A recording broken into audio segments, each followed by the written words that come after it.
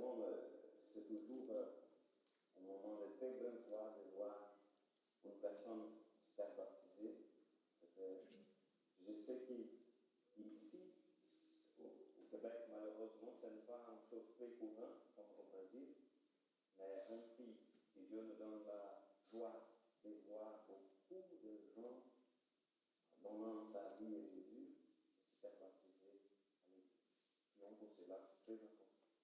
Le dimanche dernier, nous avons commencé à réfléchir sur des visions encourageantes. C'était le chapitre 7 de l'Apocalypse qu'on a commencé le dimanche dernier. C'était la première vision de celle de 144.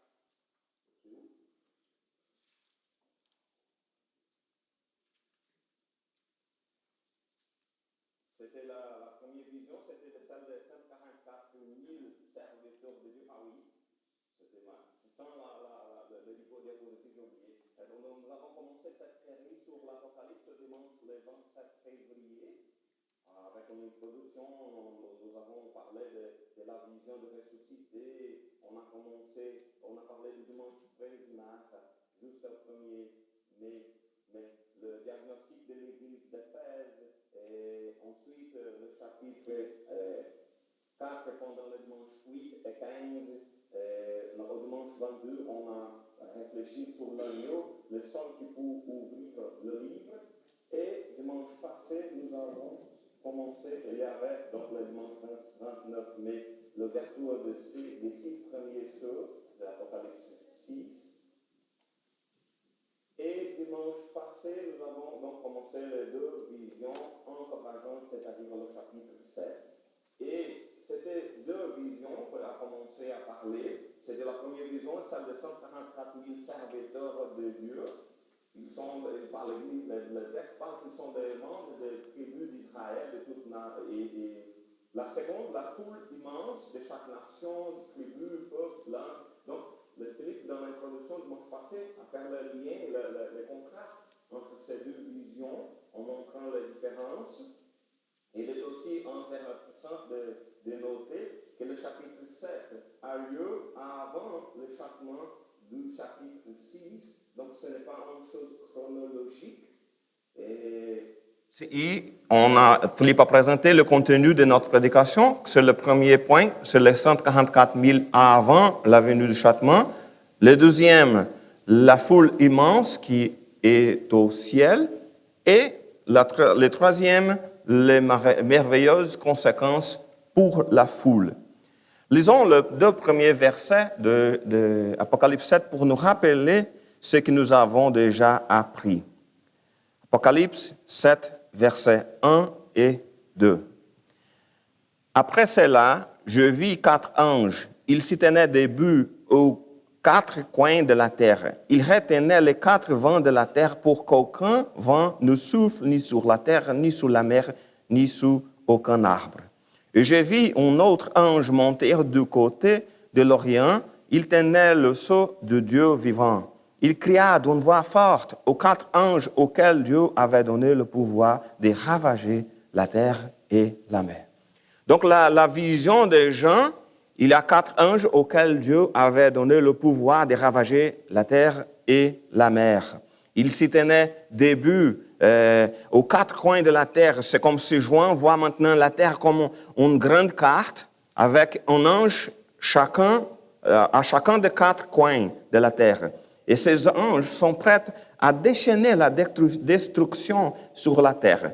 Mais un 5e ange apparaît, un autre ange qui tenait le sceau de Dieu vivant. Le sceau, dans ce cas, c'était comme la signature, c'est un symbole de la propriété. C'est-à-dire que cet ange agissait sous une autorité donnée par Dieu. Et qu'est-ce que cet 5e ange a dit? C'est le verset 3. Il a dit, « Ne fais pas de mal à la terre, à la mer, ni aux arbres, tant que nous n'avons pas marqué de sceau les fronts des serviteurs de notre Dieu. » C'est-à-dire, avant le châtiment, les sceaux. Le serviteur donc doit recevoir le sceau de Dieu avant la punition. C'est-à-dire que les serviteurs de Dieu seront préservés, seront gardés, parce qu'ils ont reçu le sceau qui les identifie comme une propriété de Dieu. Donc c'est comme si nous sommes les serviteurs de Dieu et tous les serviteurs de Dieu reçoivent son sceau comme symbole que nous lui appartenons. Nous sommes sa propriété.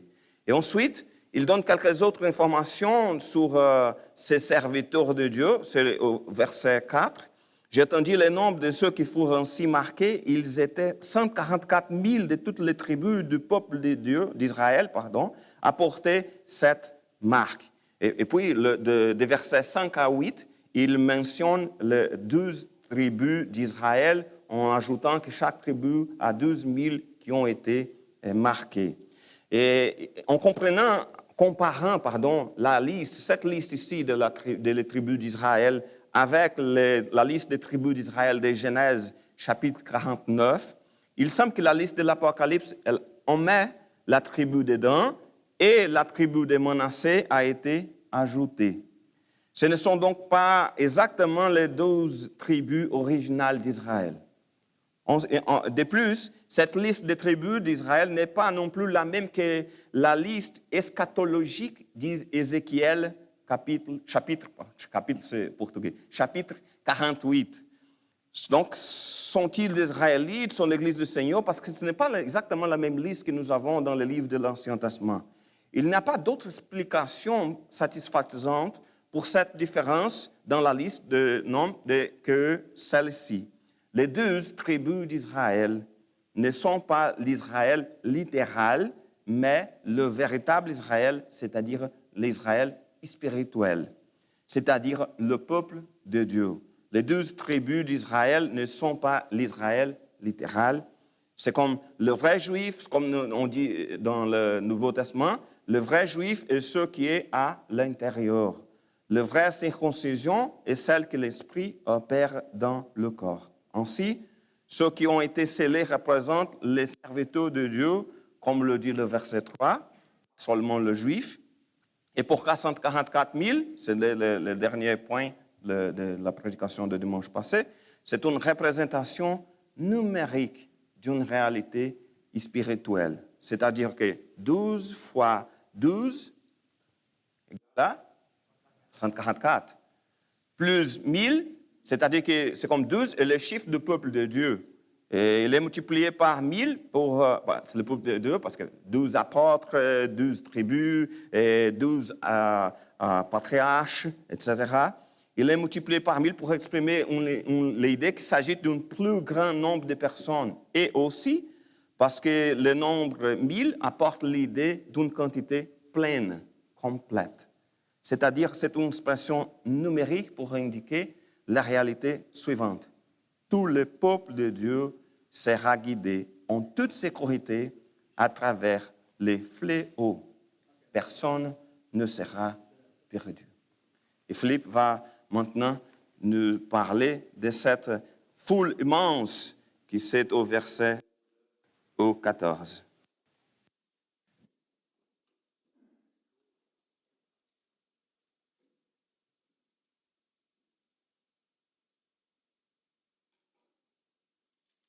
Beaucoup, Eduardo.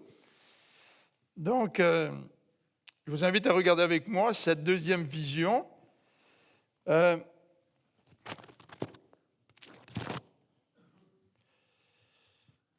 Nous avons dans ce chapitre 7 de l'Apocalypse deux visions qui nous présentent le même peuple de Dieu, mais dans un contexte un peu différent. Les 144 000 nous présentent le peuple de Dieu qui est sur la terre. Donc, il représente cette famille de Dieu qui vit sur cette terre et qui est marquée du sceau du Seigneur. Comme Eduardo l'a dit, ce sceau indique que ce peuple de Dieu appartient à Dieu. Et ce sceau fait en sorte que Dieu va protéger son peuple qui vit sur la terre lors de la venue des châtiments qui nous sont décrits dans les sceaux 1 à 4 du chapitre 6. Donc, comme a dit Eduardo, l'Apocalypse n'est pas nécessairement chronologique, C'est comme si Jean fait un retour en arrière, après avoir parlé des châtiments, et en disant, bien écoutez, en ce qui a trait au peuple de Dieu, ils vont certainement vivre ces événements qui sont décrits dans l'Apocalypse au chapitre 6. Ils vont passer à travers ces événements difficiles, ces moments de trouble que va connaître la terre. Mais ils sont marqués du sceau de Dieu, donc ils lui appartiennent, et Dieu va les protéger.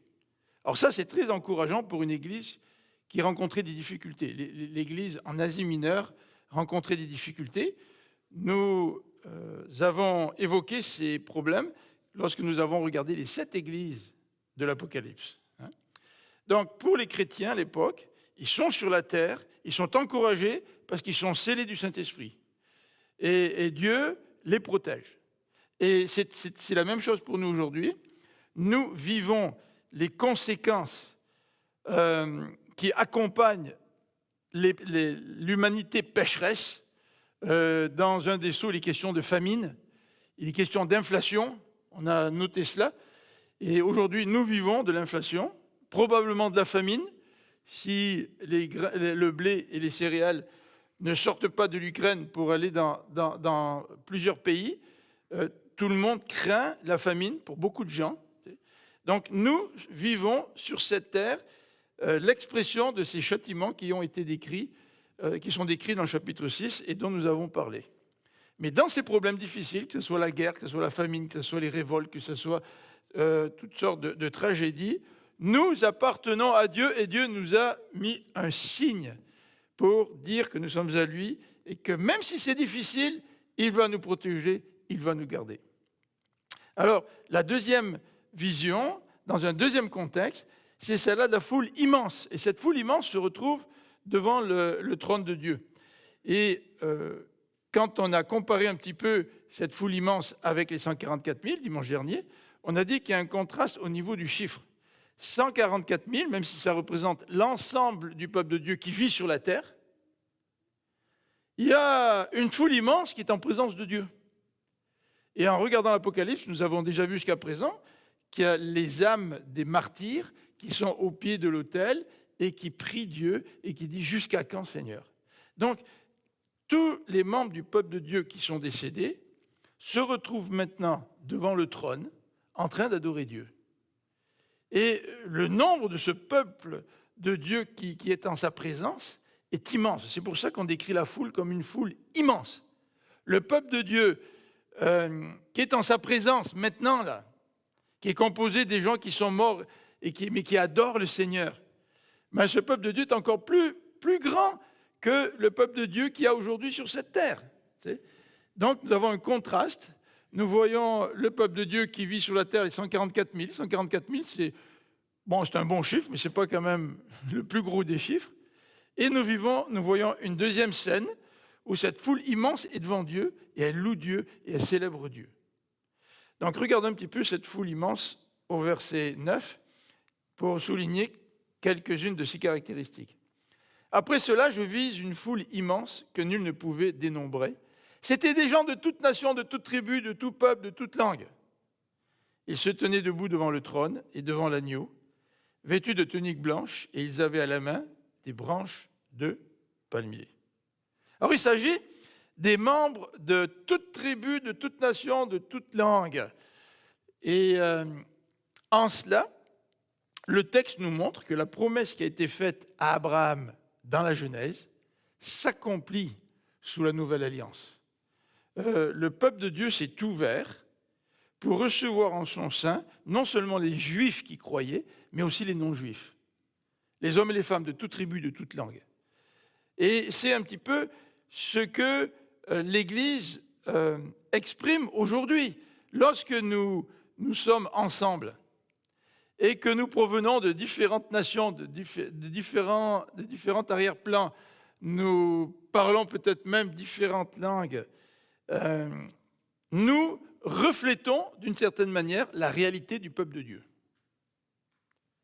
C'est pour ça que moi j'aime les églises multiculturelles. Parce qu'une église dont les membres sont seulement les membres d'une seule nation, même si au travers de cette église le Seigneur agit, puis il sauve des gens bien sûr, il les fait grandir à sa ressemblance, on n'a pas ce symbolisme de la pluralité qui compose le peuple de Dieu et qui compose même maintenant le peuple de Dieu, ses frères et ses sœurs qui sont morts, qui sont en présence de Dieu et qui l'adorent. Actuellement, il y a une grande foule dans les cieux qui adore le Seigneur et qui provient de toutes ces nations, de toutes ces langues, de tous ces arrière-plans. Alors, ces gens qui se trouvent donc devant Dieu, nous dit le texte, portent des tuniques blanches. Ils portent des tuniques blanches.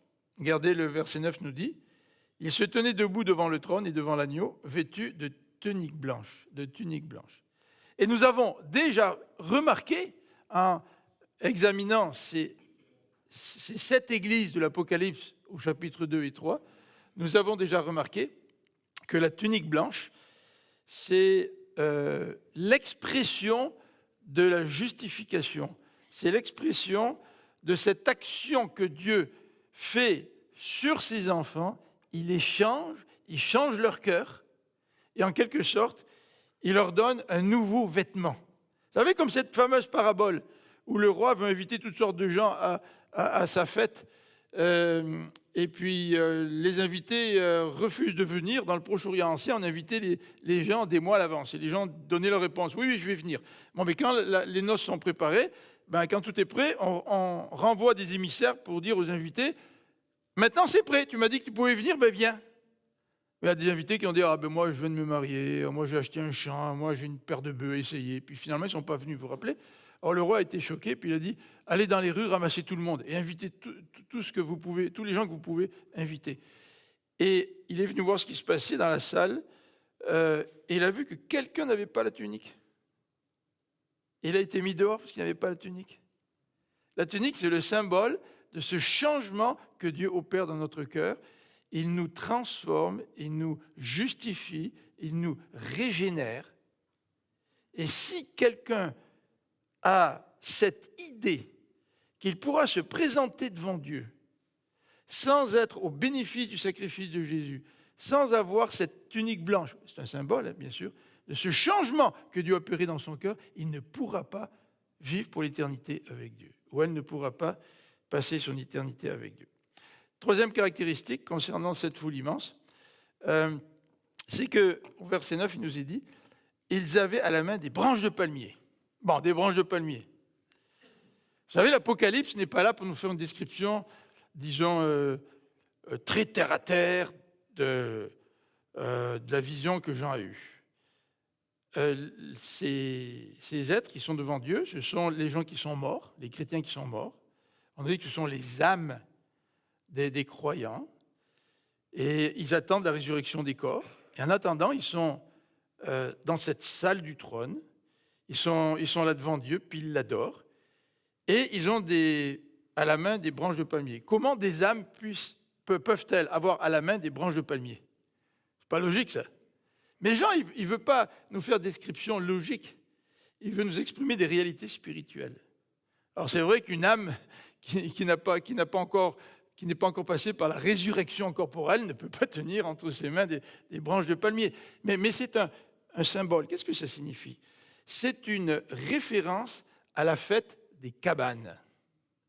Alors je parle pas aux jeunes, ils sont en bas les jeunes, parce qu'ils aiment bien faire des cabanes les jeunes. Tu sais. À un certain moment donné, quand mes enfants étaient jeunes, on avait construit une cabane dans un arbre dans la cour. L'arbre était pas mal mort. Alors on avait construit une cabane, on avait pris toutes sortes de bois, on a fait une cabane. Mais selon le Lévitique au chapitre 29, le peuple d'Israël, après avoir passé 40 ans dans le désert et entré dans le pays promis, devait célébrer la fête des cabanes, une fois par année. Et il devait vivre sous une cabane pendant quelques jours pour se rappeler que Dieu avait pris soin d'eux quand ils marchaient dans le désert. Puis quand ils vivaient dans le désert pendant 40 ans, ils vivaient sous des tentes. Des tentes ou des cabanes, c'est un petit peu la même chose. Ce sont des habitations qui ne sont pas très permanentes. Ils étaient des nomades dans le désert. Et quand ils ont passé 40 ans dans le désert, Dieu a pris soin d'eux. Et Dieu voulait qu'une fois établi dans le pays promis, le peuple puisse se rappeler que Dieu, c'est un Dieu qui prend soin. Et que Dieu a pris soin pendant ces 40 ans dans le désert. C'est toujours le problème quand on s'installe. On s'installe, on achète notre maison, on construit notre petit bonheur. Et finalement, on a tendance à oublier Dieu. Et Dieu voulait que le peuple se souvienne. Et lors de cette fête des cabanes, le peuple avait l'habitude de prendre des branches de palmier et de célébrer Dieu avec des branches de palmier. Si vous lisez dans Lévitique 23, versets 39 à 43, vous avez le détail un petit peu de la fête des cabanes. Mais regardons encore quelques versets dans Apocalypse, verset 7, qui nous montrent que cette foule, cette immense foule devant Dieu est en train de louer Dieu comme le peuple était censé le louer une fois que l'exode était fini et que la période des 40 ans dans le désert était finie. Donc regardez dans Apocalypse 7 au verset 15 et 16. C'est pourquoi ils se tiennent devant le trône de Dieu et lui rendent un culte, nuit et jour dans son temple. Et celui qui siège sur le trône les abritera sous sa tente. Bon, ils sont dans le temple ou ils sont dans une tente? Non, ils sont en présence de Dieu. Mais la référence à la tente, c'est une référence à la fête des cabanes. C'est-à-dire que cette foule immense loue le Seigneur devant son trône, tout comme le peuple louait le Seigneur durant cette fête des cabanes, parce que le Seigneur les avait fait passer par l'exode, il les avait libérés d'esclavage, il avait pris soin d'eux pendant les 40 ans dans le désert. Le verset 16. Ils ne connaîtront plus ni la faim ni la soif, ils ne souffriront plus des ardeurs du soleil, ni d'aucune chaleur brûlante. C'est bien ce que Dieu a fait quand il a protégé le peuple dans le désert et qu'il a pris soin d'eux. Alors, cette fête des cabanes, elle est aussi mentionnée dans le livre d'Ésaïe et dans le livre de Zacharie. Dans le livre d'Ésaïe, Ésaïe va annoncer au peuple la venue d'un nouvel exode. Vous savez, le peuple avait été amené captif. Il a fallu qu'à un moment donné, Dieu intervienne pour ramener le peuple de la captivité. Mais Ésaïe parle aussi d'un nouvel exode, et ce thème est repris dans le Nouveau Testament, dans ce sens que le salut que nous donne Jésus, c'est comme un nouvel exode. Ben oui, dans l'exode au travers duquel le peuple d'Israël est passé sous la direction de Moïse, ils ont été délivrés de l'esclavage.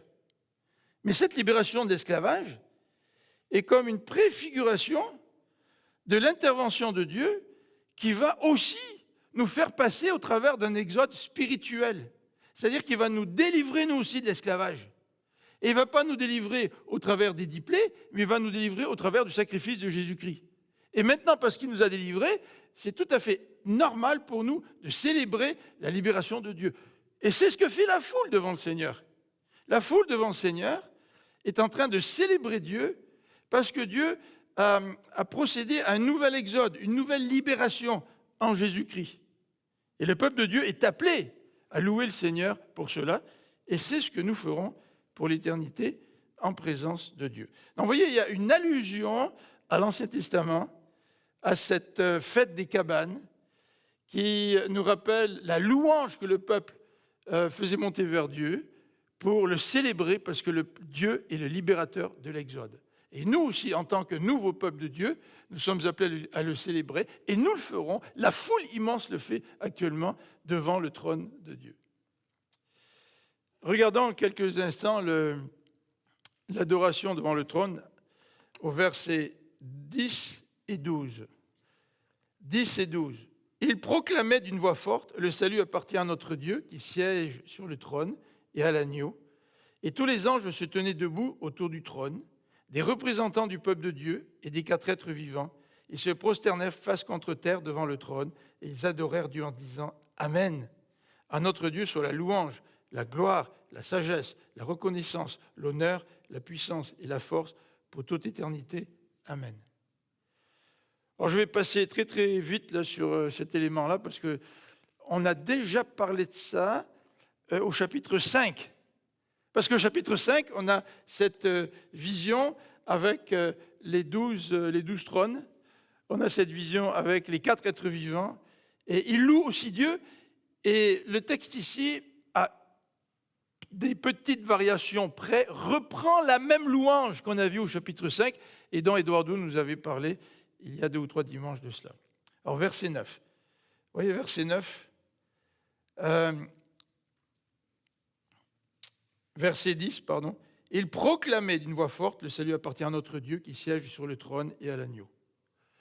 Quel réconfort pour une église persécutée de savoir que celui qui règne, ce n'est pas Auguste, l'empereur de l'époque. Ce n'est pas Vespasien. Ces 2 empereurs étaient considérés comme des sauveurs à cause de certains contextes politiques et sociaux. Le Seigneur, c'est l'Éternel. Et une église persécutée a besoin de se rappeler qui est le Seigneur. Et nous allons parler un petit peu de la persécution, mais on va employer un terme un petit peu différent, on va parler de la grande détresse. Parce que les gens qui se retrouvent devant le trône de Dieu, ce n'est pas seulement ceux qui sont morts à cause de leur foi, c'est tous les chrétiens qui ont souffert au travers de leur vie sur la terre, parce qu'ils vivaient dans un contexte où les gens n'ont pas accepté les valeurs du Seigneur. Et nous souffrons en tant que chrétiens parce que nous vivons dans un monde qui ne reflète pas les valeurs du Seigneur. Je ne sais pas si vous souffrez. Quand vous regardez un petit peu ce qui se passe dans ce monde, quand vous regardez un petit peu les horreurs dont nous sommes témoins, vous dites, mais dans quel monde vivons-nous? Est-ce que vous avez déjà senti une certaine oppression dans le monde, dans la société, quand vous comparez les valeurs de la société aux valeurs chrétiennes? On se demande où va le monde. Ça, c'est une cause de souffrance, n'est-ce pas? Eh bien, dans cette situation, de se rappeler que le seul Seigneur, c'est celui qui siège sur le trône. Le seul Seigneur, c'est l'agneau. Ça nous permet de passer à travers le prix de l'essence, l'inflation, encore que nous, on en souffre beaucoup moins que d'autres pays. Ça peut nous aider à passer au travers de la guerre. L'Église en Ukraine passe à travers la guerre. Ça nous permet de passer au travers des persécutions. Ça nous permet de persévérer, même si on trouve que dans notre monde, ça n'a pas d'allure ce à quoi les gens croient. Pourquoi? Parce que nous rappelons qui le Seigneur est.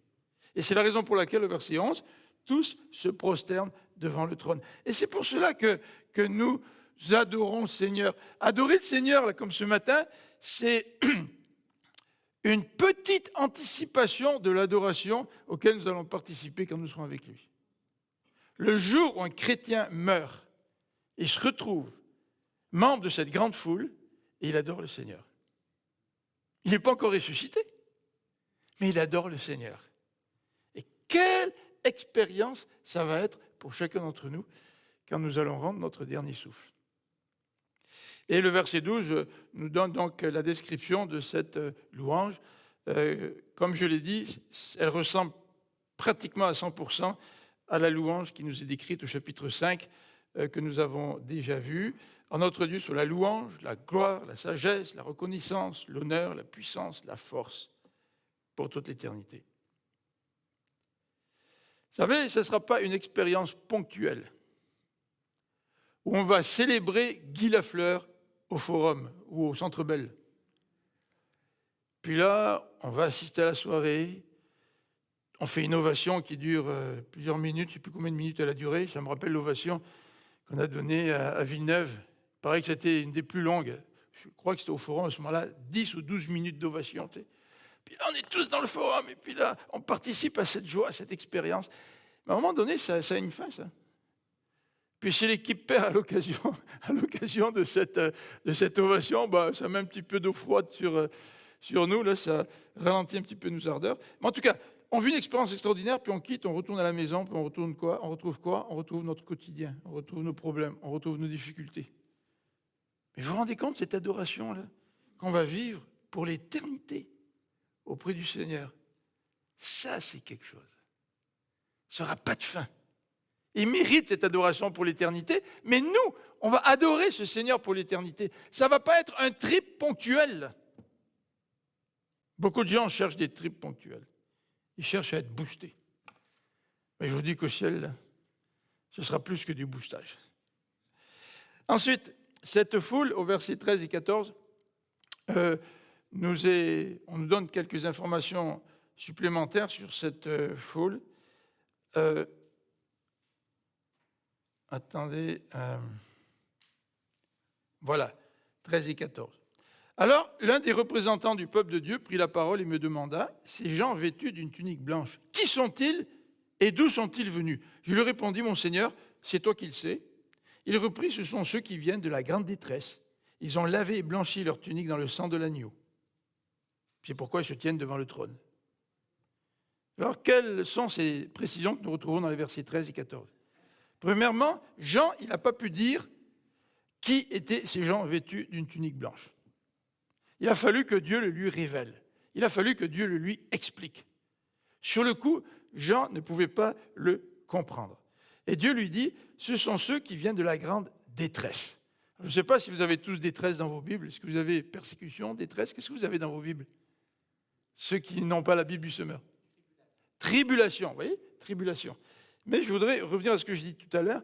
Je préfère le mot détresse parce que la vie chrétienne, dans le monde dans lequel nous vivons, c'est une vie qui s'accompagne de tribulation, de détresse. Pas simplement de persécution, oui, peut-être sous une forme ou sous une autre.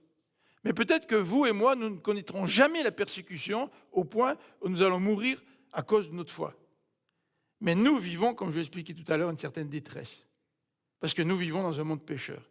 Ce monde pécheur nous affecte. Ce monde pécheur nous fait souffrir. Et Dieu nous dit, bien cette grande foule est composée d'hommes et de femmes qui sont passés dans leur vie à travers cette détresse. Certains ont vécu plus que d'autres toute la description de ces jugements dont il est question au chapitre 6. Et veut pas, ça nous affecte. Tu sais, je pense à Roselyne qui est avec nous. Et si vous parlez un petit peu avec Roselyne de son enfance, elle va vous parler de la Deuxième Guerre mondiale et de tout ce qu'elle a vécu avec sa famille. N'est-ce pas, Roselyne? Donc, tu as vécu la détresse, là.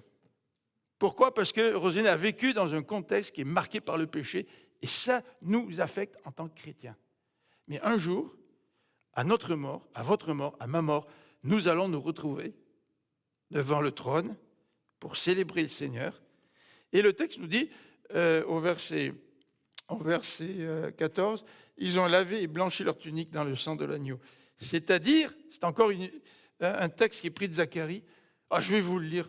Je ne vous ai pas tout lu les textes auxquels j'ai fait référence, mais je vais vous lire celui-là parce qu'il est vraiment très intéressant. Zacharie, chapitre 3, versets 1 à 5. Écoutons bien le texte intéressant. Donc, Jean s'inspire certainement de Zacharie. Puis il me fit voir Josué, le grand prêtre, qui se tenait debout devant l'ange de l'Éternel. Et l'accusateur se tenait à sa droite pour l'accuser. Voyez-vous la scène là? Le grand prêtre est là, l'accusateur, c'est Satan qui accuse le grand prêtre, certainement à cause de ses fautes, en présence de l'ange de l'Éternel. Et beaucoup pensent que l'ange de l'Éternel, dans l'Ancien Testament, c'est une allusion à Jésus-Christ. L'Éternel dit à l'accusateur, verset 2, que l'Éternel te réduise au silence, accusateur. Oui, que l'Éternel te réduise au silence, lui qui porte son choix sur Jérusalem. Celui-ci n'est-il pas un tison arraché au feu? Or, Josué était couvert d'habits très sales. Le grand prêtre, recouvert d'habits très sales. Et il se tenait devant l'ange. L'ange s'adressa à ceux qui se tenaient devant lui et leur ordonna, « ôtez-lui ses vêtements sales. » Et il ajouta à l'adresse de Josué, « Regarde, j'ai enlevé le poids de la faute que tu portais, et l'on te revêtira d'habits de fête. » Alors je m'écriai, qu'on lui mette un turban pur sur la tête. L'ange de l'Éternel purifie le grand prêtre. Il lui change de vêtements. C'est la même image que nous retrouvons ici. Ceux qui ont lavé leur tunique dans le sang de l'agneau, c'est-à-dire ceux qui ont été changés, transformés, purifiés, pardonnés par le sacrifice de Jésus-Christ. Eduardo.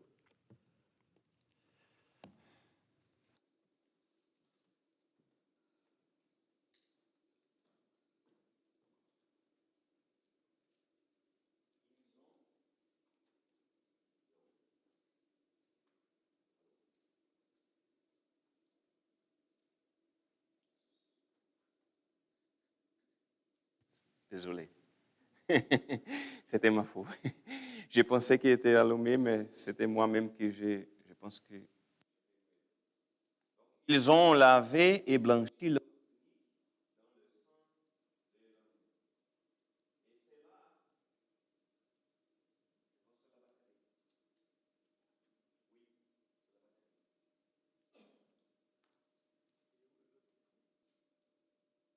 C'est la batterie.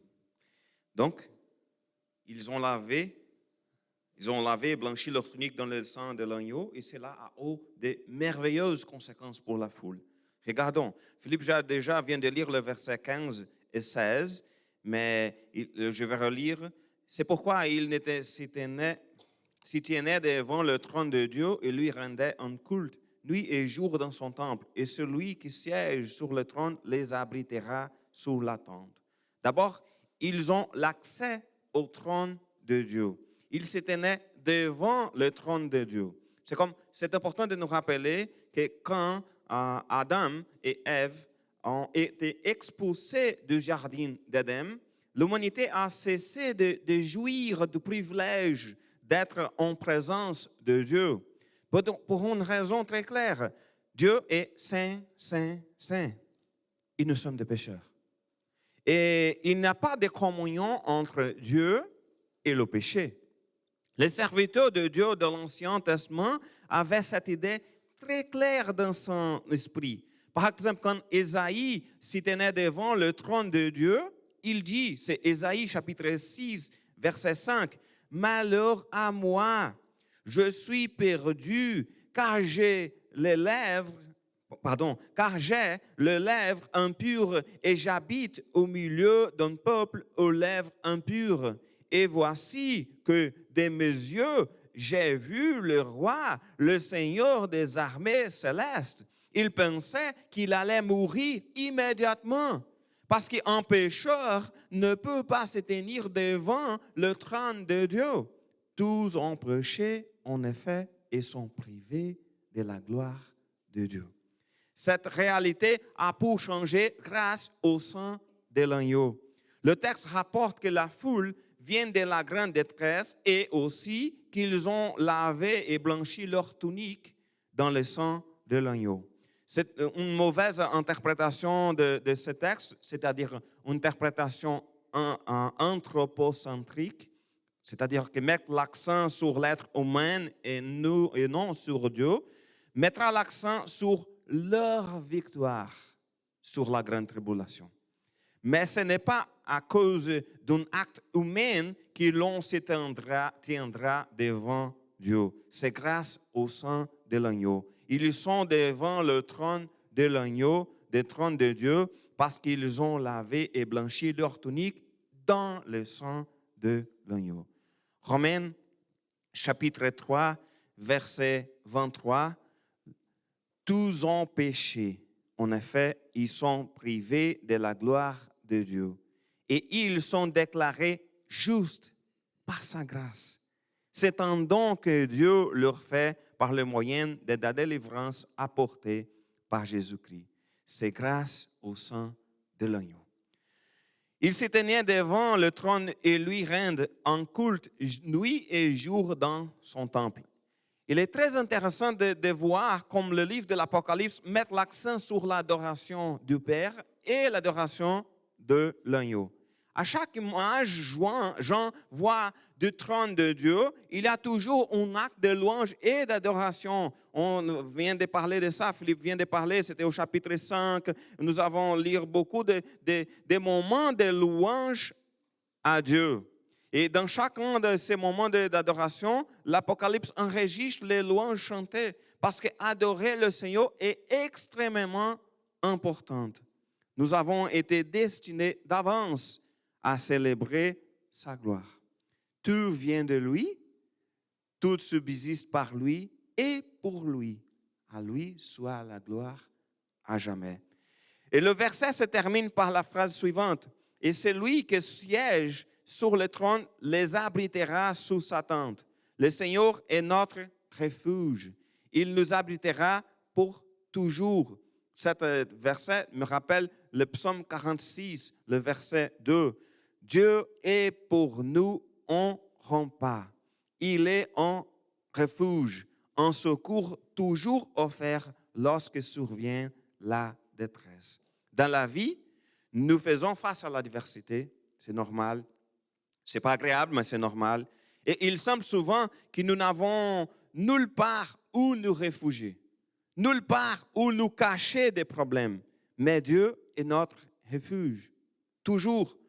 C'est en lui que nous trouvons la paix au milieu des tempêtes. En lui, nous nous réfugions dans la calamité. Dieu est notre forteresse et notre sur-refuge. Lisons le verset 16 de l'Apocalypse 7. Ils ne connaîtront plus ni la faim, ni la soif, ni ils ne souffriront plus des ardeurs du soleil, ni d'aucune chaleur brûlante. C'est la fin de la souffrance. Ni la faim, ni la soif, parce que la faim et la soif sont des besoins humains les plus élémentaires. Mais nous ne connaîtrons plus ni la faim, ni la soif. Cela signifie que nous ne manquerons de rien. Dans cette vie, nous manquons parfois des choses. Nous marquons parfois des choses, par exemple, superflues, mais l'essentiel, il nous manquera toujours si nous ne l'avons pas. Toujours. La faim et la soif, dans ce cas, symbolisent nos besoins en général. Et il viendra un moment où nos besoins seront complètement satisfaits. Nous ne manquerons de rien. De plus, pas de chaleur brûlante. C'est plus un symbole qui rappelle l'histoire du peuple de Dieu au désert, parce que l'Apocalypse, le contexte, c'était le Moyen-Orient. Et peut-être si l'Apocalypse avait été écrite au Québec, l'expression peut-être aurait été plus de froid et même plus de fret. Mais à l'époque, le contexte, c'était pas plus de chaleur brûlante. Comme vous le savez, j'ai été au Moyen-Orient en 2017. La chaleur là-bas est brûlante, vraiment brûlante. Même pour moi, qui j'étais habitué avec la chaleur du Brésil, là-bas, c'est vraiment brûlante. Mais à l'époque des gens, il n'y avait pas de climatiseur.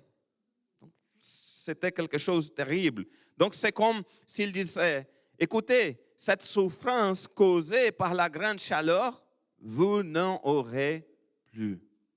Pas de chaleur brûlante, sera toujours frais. Toujours agréable, sans souffrance. Mais s'agit-il du présent ou de l'avenir? Dieu est déjà notre refuge, il est notre abri. Aujourd'hui, il nous protège, il nous garde déjà. Mais tant que nous serons ici dans ce monde, nous connaîtrons des afflictions. Ça fait partie de ce monde. Oui, mais Dieu nous fortifie. Oui, il nous guide. Oui, il ne nous abandonne pas jamais. Mais cette pleine réalité de ne plus faire face à la souffrance sera appréciée complètement au paradis. C'est une promesse de ce dont nous profiterons après les souffrances que nous avons traversées ici. Et comment sera-t-il possible? Verset 17, « Car l'agneau qui est au milieu du trône prendra soin d'eux comme un berger. Il le conduira vers les sources d'eau vive, et Dieu lui-même essuiera toute larme de leurs yeux. L'agneau prendra soin de nous comme un berger. » Est impossible de lire ce texte et de ne pas penser au psaume 23. L'Éternel est mon berger, je ne manquerai de rien. Grâce à lui, je me repose dans des prairies verdoyantes. Et c'est lui qui me conduit au bord des eaux calmes. Mais il y a une différence parce que le psaume 23 fait référence au fait que Dieu est notre berger ici, à la terre. C'est clair au verset 4 de psaume 23 parce qu'il dit « Si je devais traverser la vallée où règnent des épaisses ténèbres, je ne craindrai aucun mal, car tu es auprès de moi, ta houlette me conduit et ton bâton me protège. Mais l'Apocalypse fait référence à la plénitude de tout cela. Oui, nous avons déjà la protection de Dieu, oui, mais nous vivons dans un monde pécheur et nous sommes sujets à la souffrance. Mais nous vivrons pleinement la réalité du psaume 23 au ciel. L'agneau prendra soin de nous. Il nous conduira vers les sources d'eau vive. Il est intéressant de voir comme le psaume 23 parle de calme, mais l'Apocalypse parle de vive. Parce que ce n'est pas seulement un moment de paix au milieu des guerres, par exemple dans le moment difficile à l'Ukraine, c'est la pleine réalité de tout cela. La souffrance est finie. L'expression eau vive nous rappelle aussi ce que Jésus a dit à la femme samaritaine, par exemple, quand il a dit, si tu savais quel don Dieu veut te faire et c'est lui qui te demande à boire, c'est toi qui lui auras demandé à boire et il t'aura donné de l'eau vive. Nous rappelle Jésus. L'agneau, notre berger, il nous conduit à l'eau vive. Nous n'aurons plus jamais soif. Enfin, Dieu lui-même essuiera toute larme de nos yeux. C'est encore une autre belle image pour exprimer la gloire indescriptible de jouir de la présence de Dieu. Nous pouvons souffrir ici, mais la souffrance prendra fin. Nous risquons d'être persécutés ici, nous pouvons pleurer, mais Dieu lui-même essuiera toute larme de nos yeux. Maranatha, viens Seigneur Jésus.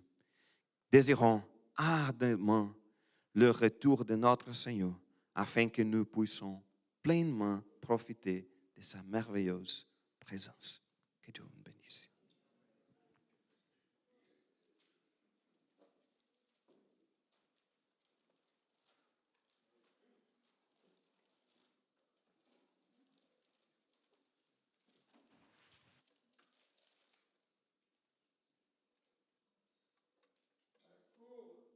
Un court mot en guise de conclusion.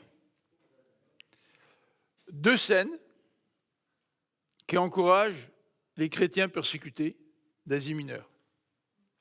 La première scène décrit les 144 000, c'est-à-dire l'Église de Dieu qui est sur la terre. Chaque membre est marqué du sceau de Dieu et Dieu va s'occuper de chacun de ses membres. Deuxième encouragement, c'est la deuxième scène, la grande foule. Il se trouve devant le Seigneur. Et chacun d'entre nous qui avons accepté le Seigneur à notre mort, nous allons joindre les rangs de cette grande foule pour adorer le Seigneur. Célébrer le Seigneur. C'est aussi une source d'encouragement, n'est-ce pas? Et remarquez ce que Eduardo nous a dit tout à l'heure, c'est qu'il nous a posé la question, est-ce que c'est la fin? Est-ce qu'il s'agit du présent ou de l'avenir? Vous voyez là, à l'écran la section B3.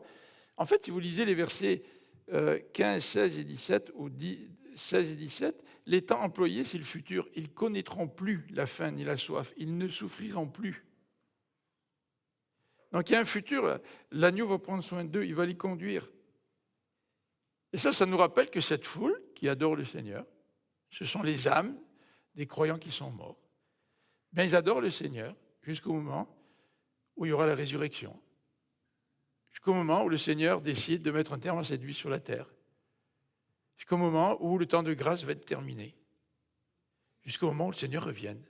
Et quand le Seigneur va revenir, ben nous avons aussi des promesses parce qu'il va nous ressusciter.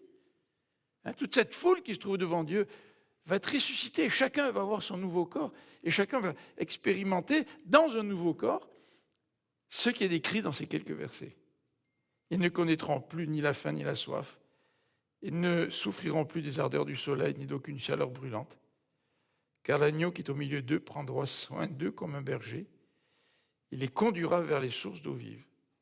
Et Dieu lui-même essuiera toute larme de leurs yeux. Vous vous rendez compte?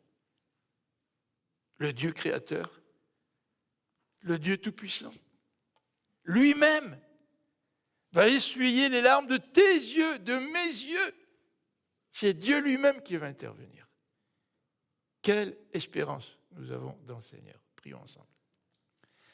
Seigneur notre Dieu, nous voulons te remercier pour ce très beau texte du chapitre 7 de l'Apocalypse. Merci parce qu'aujourd'hui, même dans nos difficultés, dans nos problèmes, dans notre misère, nous sommes marqués par toi, nous t'appartenons, tu prends soin de nous, et même si nous savons que nous allons mourir, nous allons peut-être faire face à la maladie, aux épreuves, aux difficultés, tu ne nous abandonnes pas. Rien ne peut nous séparer de ton amour, même pas la mort, dit l'apôtre Paul, parce que nous t'appartenons. Ô Seigneur, que nous puissions chacun d'entre nous nous réjouir parce que nous t'appartenons. Et nous réjouir même dans les moments difficiles. Et Seigneur, merci aussi parce qu'un jour, nous allons faire partie de cette grande foule. Nous allons t'adorer, te célébrer, te louer.